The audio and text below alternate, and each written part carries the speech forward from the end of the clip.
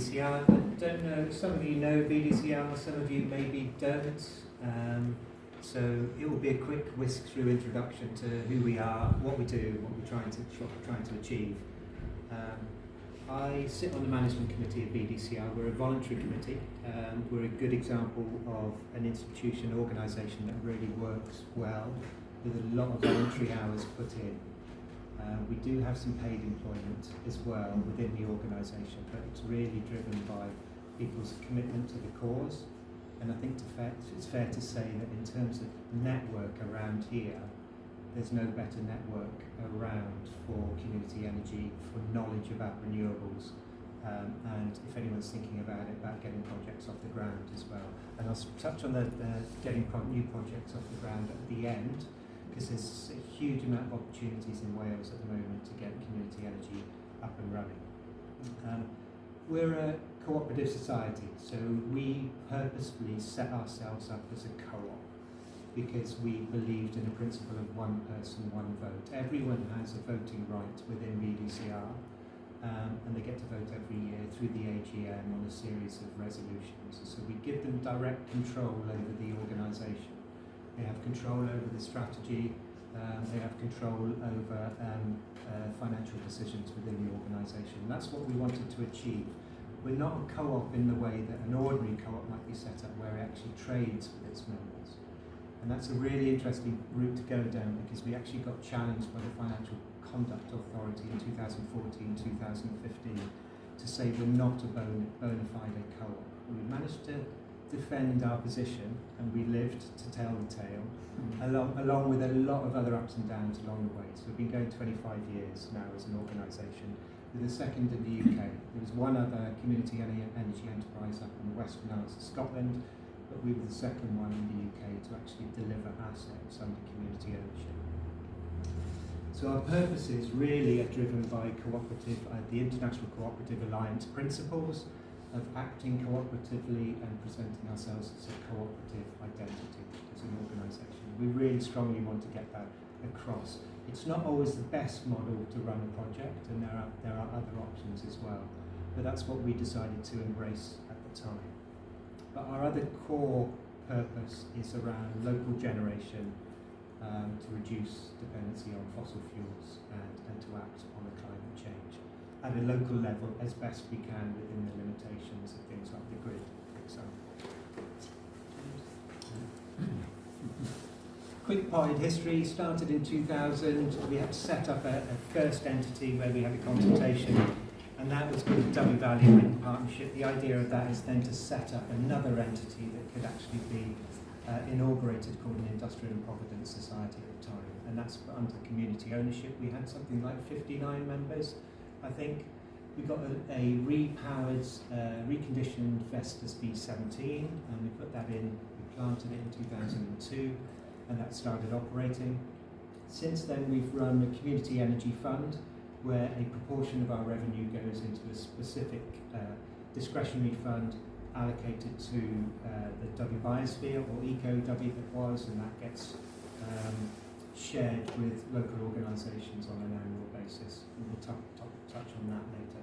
We then went on to put a new turbine in, a second turbine in, a Nordheim 500, and that was generated from 2010. And then we had to change ourselves. We had to completely constitute ourselves as an organisation, because there was a change to the Cooperatives Act, and we were forced to discontinue being an IPS. We had to become a cooperative society at that time. There were various other options around that I can just sort of brief you on, but that's what we chose. We had the re-energisation of the V17 because of some technical faults in 2017. Since then, it's been pretty much plain sailing. V17 is out of action again at the moment, but we're hoping to get that repowered in time. And as I said, we've just reached our landmark of 25 years of operation. Hiya. The V17 is a windmill? Sorry? A V17 is a windmill? Yes, it's a wind turbine. It's a smaller one. So, next one. So you've pretty much got an idea of where we are. So if you're in Machynlleth, or if you're by the train station and you're looking out over Mynydd Glandulus, The first turbine you see will be down here. It's a smaller one on Aberfrith land. That's owned by the landowners. This is our big turbine, the Nord tank, and this is the smaller turbine, the V17. So the V17 was the one that went in first, and the Nord tank went in 2010, 2012. Next slide, James. And how did we get there? Well, we started consulting, and then we came up with the concept, and the concept led to the constitution of the organisation. And I would argue that this is the best way forward if any community energy enterprises want to get off the ground around here. It's just a really deep consultation, the sorts of consultations you're trying to precipitate here, for example, to get people mobilised, get people informed and energised, and then try to work on the concepts of low carbon energy solutions that can be delivered. And then you need a constitutional body to take that forward, whether it's a community benefit society or a community interest company. So there's some basic stats on the 75 kilowatt Vestas machine. I'm not going to go through the details. It was a small project at the time. Andy was instrumental at Ddyfi in raising quite a bit of grant funding for the project. The rest of it came through shareholders, we managed to get £23,000 from local shareholders, 59 local shareholders who got involved in the project. It's a small turbine. It's aging. It's really tired now. It's constantly got problems, and it wants to be repowered. So that's something that we've got in the frame at the moment. We're trying to do. And there was the pioneers, like 59 of us, all met up. That was the share launch, and the energisation with Cymunedol Davis and others, just to get the turbine up and running, and that was 2002, 2003. But the pioneers got a little bit bored. They thought it was all a bit easy, so we decided to go for another opportunity, James. So there was an old MS4 turbine up on the hillside that had been trialled for a long time by a British manufacturing company, and it could have gone a long way, but it failed financially. So we took their old site and we managed to create, using the old foundation, we managed to create a new foundation ring. And we got a second-hand turbine from Denmark, a Nord tank 500, and it was installed in 2010, and it's been banging away ever since. It's a cash, what we call a cash cow. We call her Nora, by the way, and Vestas is called Vicky, after various people who have been involved in the project along the way. Nora is a bombshell of a turbine. It just keeps generating. We've got something that's available to generate 98% of the year, and I think it's usually generating around about 85% of the year based on the wind visuals. It's 30 years old. It's nearly 35 years old, but we've got a good O&M team on it, looking at it, and it's been bringing in quite significant amounts of cash to the entity since it started generating. We've had our ups and downs. We nearly went under in 2009 because we couldn't get the project energised because we were trying to get a transformer cabin from Durham, and there was a major shootout. So we've had all these stories along the way. There was this shootout at the manufacturing facility. They wouldn't release the cabin for 6 months. The project got delayed. We nearly went into administration. The board themselves coughed up out of their pockets to keep it liquid until such time as we managed to get it generating and bringing in some money. So it's been touch and go all the way along. And I think there's a kind of message around these things aren't easy. They take a lot of guts and a lot of courage and a lot of commitment as well. But it generates quite a lot, equivalent to 200 domestic houses or so. As I said, it's performing really well at the moment.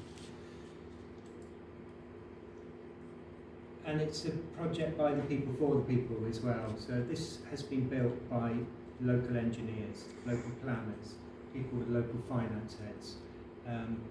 Ordinarily now, any project that gets built out that is funded by the Development Bank for Wales or Ynni Cymru, they have to go through a competitive tendering process. They have to have tickets and requirements and licenses. Well, we didn't really have that. We just did it alone with the skills that we had here. And the top left guy, Tim Brewer, if anyone knows, he's just been instrumental in all of our projects. He's been a driving force. He's been the major progenitor behind the success of the organisation up until now.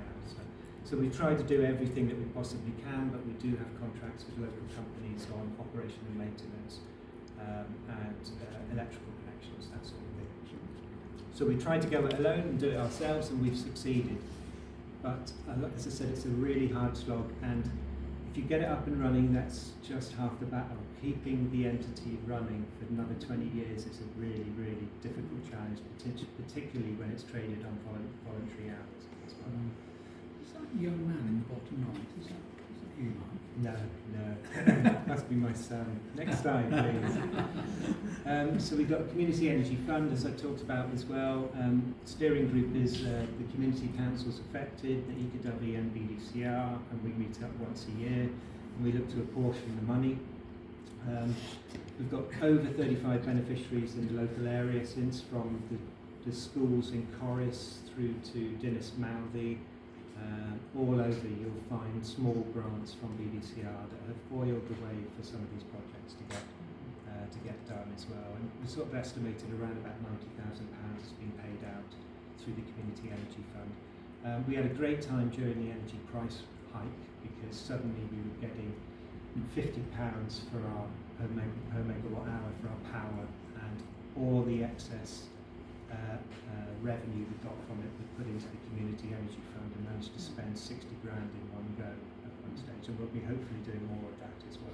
So that's been a key driver and a key part of the success of the organisation. Okay? And we moved on, so we did get bored again, and we wanted a bit more. We had a bit more headroom on the grid left over, so we decided to put in a 300 kilowatt solar array. It's really complementary with wind, because obviously wind predominantly through the winter period, and solar through the sunnier months in the summer. It's possibly the highest solar array in the UK, as far as we know. No one's challenged us on that fact yet, so we're priding ourselves on that way. But it does mean that the mounting systems have to be bomb-proof as well, because the winds are really strong. We did lose a table with the storms at the beginning of the year, but we've reinforced that now as well. So we've got 300 kilowatts installed. It's not quite generating yet. 55 kilowatts is supplied by a private wire to CAT. So we're covering all of CAT's energy needs. Obviously we don't cover their peak demand periods, but in theory we can cover the entirety of their electricity use throughout the year. And we can always crank that up if they want more, and if they expand more as well. And again, local projects for local people, there's the local team, again, some of the faces that you might actually recognise on there. So my last slide is onwards and upwards. So again, we're not going to stop at BDCR, partly because we have to repower the wind turbines. They're getting past their proper lifetime now. Both of them need to be replaced. We're thinking about taking both out and just replacing them with one larger machine. So in order to do that, we're going to go through a constitutional change at BDCR in about 2028. We're probably going to wind up the organisation, and we're going to create a new entity, hopefully along the lines of a community interest company or a community benefit society, because that means then we can support more projects, not just our own, but we can act as a funding mechanism, and we can draw down capital expenditure grants from Welsh Government to build out new projects. That's our hope at the moment, but it's still early stages. If any of you are interested in projects yourselves, and Welsh Government Energy Service, they've got money all over this. There's especially covering sort of feasibility, financial modelling, technical guidance. There's the Ymestwyn grant, which is just halted at the moment, but will continue quite soon, which is to underwrite projects which have got more than a 10-year internal rate of return. So those projects that look least viable, they're prepared to support them through Welsh Government funding. And in Cymru at the moment, at the bottom there, they provide capital expenditure money, so they will give you money to build a project now or in the very near future. They've got about a £10 million fund that rolls over year on year. big announcements over the local power plan in February 26. That was from GB Energy, so that's £1 billion going into community renewables across the UK. And we will probably grab a proportion of that, and it will be fed through probably the energy service, but it's yet to be worked out at the moment. But if anyone wants to get some free advice, the Energy Learning Network, run through Community Energy Wales, is providing free technical advice to anyone trying to get organisations and community energy projects up and running. And the key one as well in terms of financial viability on all projects, to be really quick, is energy local now. There's no grid left in Wales, so it's very difficult to build schemes, new assets, because there's nowhere to plug them into. So energy local is the potential solution to that, because we can basically link up on the local low voltage network with local consumers, and you won't get stalled or broken down by extensive grid consultations and really excessive grid connection costs as well. So that's all stuff we're going to be putting with BDCR in the mix over the next year to try and come up with this new entity. But yeah, that's our optimism for the future. We're still going forward. Yeah. Any questions?